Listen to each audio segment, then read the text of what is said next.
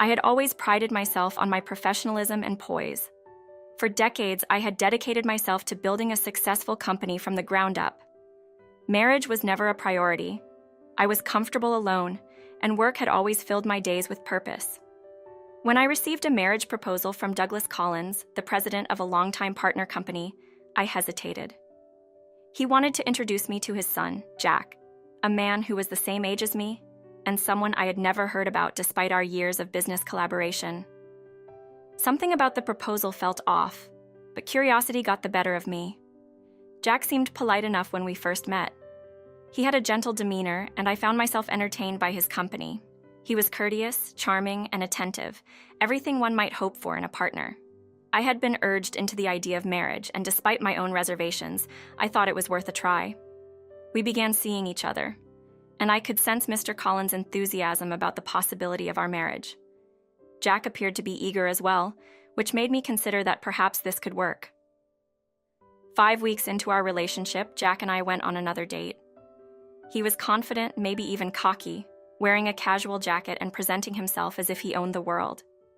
As we sat down at a restaurant, one of my favorites, though Jack didn't know that, he smiled at me and said, "You probably don't come to places like this often.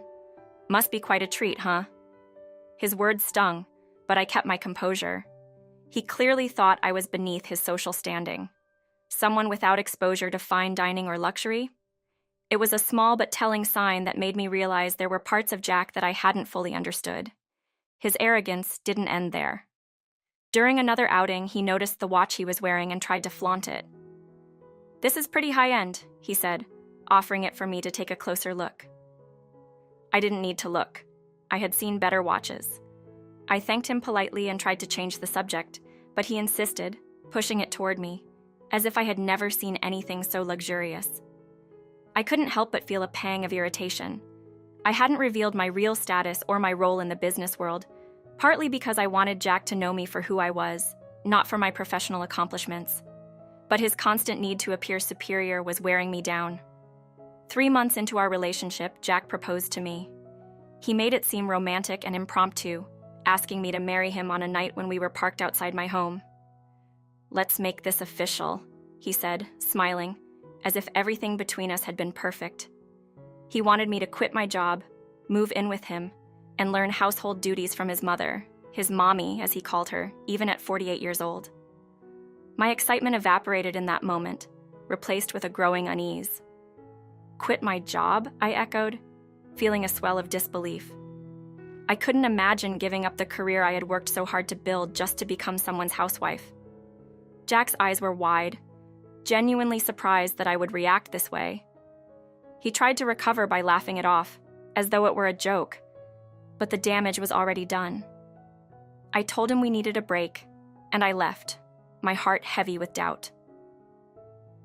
The following weekend, Jack pleaded for another chance. He claimed he was under pressure from his friends who had fed him the idea that laying down the law would be the right approach. His apology was sincere, and for a moment, I wanted to believe him. I wanted to believe that the man who made me laugh, who had looked at me with genuine warmth, was still in there somewhere. I agreed to give him another chance, telling myself that no one was perfect. A month later, it was finally time for me to meet his family. Despite everything, I was optimistic. Jack had been on his best behavior lately, and I was hopeful that his family would be welcoming. I had heard about his father, Douglas Collins, for years. He was always professional, always courteous in business. His mother, Kelly, however, was an unknown factor. I didn't know what to expect from her. As Jack and I entered his parents' grand home, I took a deep breath, trying to steady my nerves. The opulence of the mansion was almost overwhelming. As soon as we stepped into the living room, Mrs. Kelly Collins greeted me, but not with warmth. She took a glass of champagne from the table, walked over to me, and splashed it right in my face. The shock was immediate. My skin stung, my eyes burned, and the cold liquid dripped from my hair onto my carefully chosen dress. "There," Kelly said with a smirk, "I've eliminated the stench of poverty for you. You should be grateful." Her voice was cold, mocking, and filled with disdain. The laughter that followed was even more painful. Jack stood beside her, laughing as if he found the whole thing amusing. I couldn't believe what was happening. I had expected nerves, perhaps awkwardness, but not outright hostility. I had dressed my best, done my hair, and tried to look the part of someone worthy of their son. But in that moment, none of it mattered. All of my efforts, all of my attempts to make things work, felt pointless. My heart sank as I wiped my face, my fingers trembling. Jack's laughter cut through me like a knife.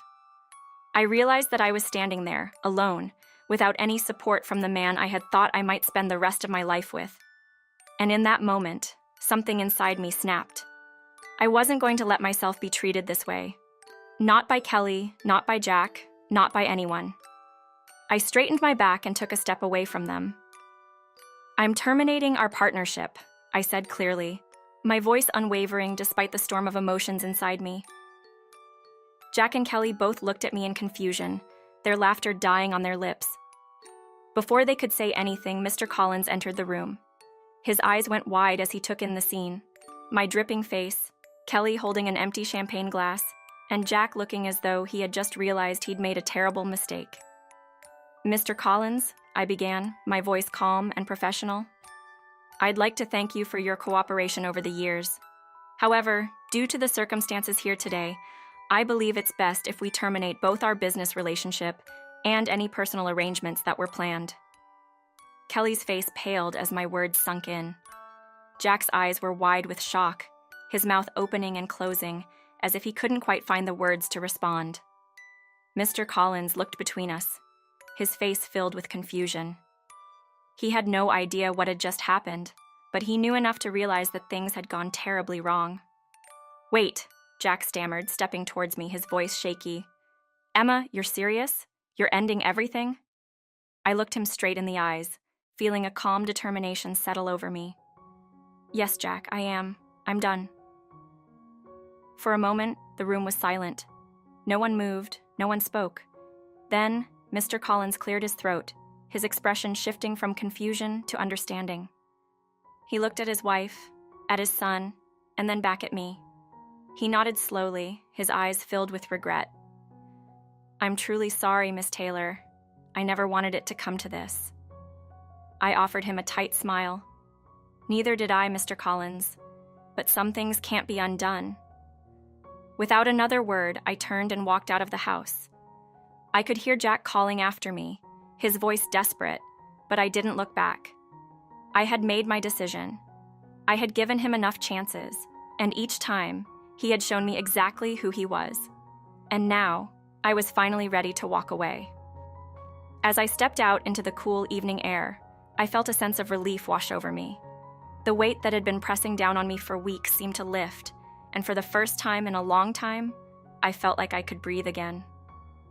I had allowed myself to be dragged into a situation that was beneath me, all for the sake of trying to fit into someone else's world.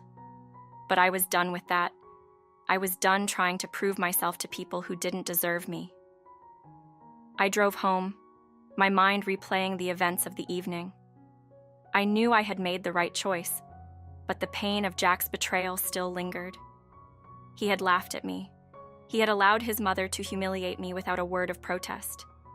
And that was something I could never forgive. The next day, I called a meeting with my board of directors. I informed them of my decision to end our partnership with Collins Enterprises. There were murmurs of surprise around the room, but no one questioned my judgment. They knew me well enough to trust that I had good reasons for my actions. Mr. Collins reached out to me several times over the following weeks, trying to convince me to reconsider. He apologized profusely for his wife's behavior, for Jack's immaturity, but I remained firm. I had made my decision, and I wasn't going back on it. Collins Enterprises was struggling, and I knew that my company was their lifeline. But I couldn't allow myself to be tied to people who treated me with such disrespect.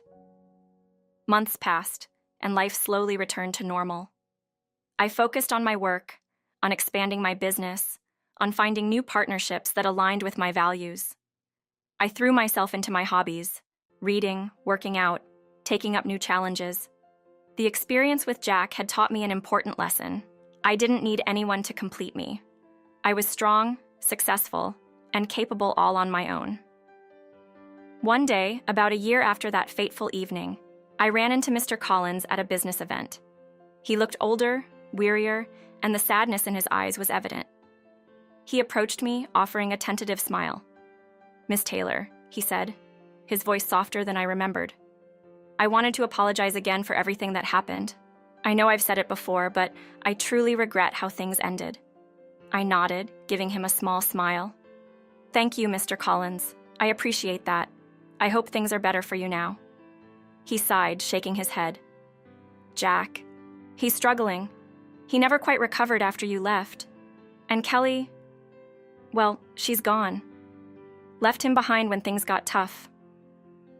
There was a part of me that felt sorry for Jack, for everything he had lost. But I also knew that he had brought it upon himself. He had allowed his mother to manipulate him, to poison his thoughts.